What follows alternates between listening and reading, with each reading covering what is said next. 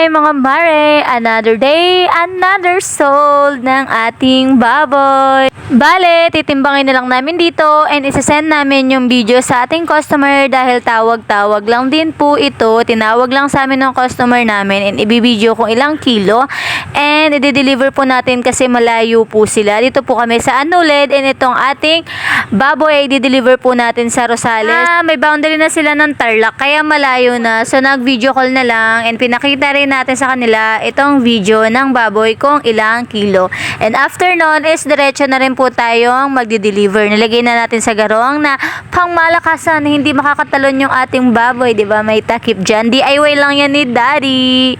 69 kilos tong ating baboy and di-deliver na rin natin diretso para hindi na tayo magabihan. Ito yung ating daanan. So, dadaan kami sa pinaka-highway. And pag ganitong malayo yung biyahe, sumasama ako kay Daddy. Lalo pag hindi namin alam yung daanan ay nag-waste na lang kami. Isa ito sa pinakamalayo na pinag-deliver namin kasi dadaan tayo sa main highway and sa T-Plex, dadaan pa tayo sa T-Plex. And yan talaga ang hirap-hirap kumita ng pera pero carry lang, go lang, laban lang.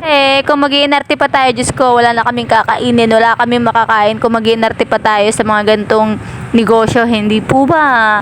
Kaya kahit malayo, go lang, deliver na namin. Importante is meron naman kaming pang-gas na binigay yung ating customer. Maraming salamat sa pagbigay and sa pagtitiwala sa amin kasi kahit malayo tayo and video chat lang yung nangyari is goods pa rin yung transaction natin. And so nakarating na rin kami and binaba na rin ni Daddy.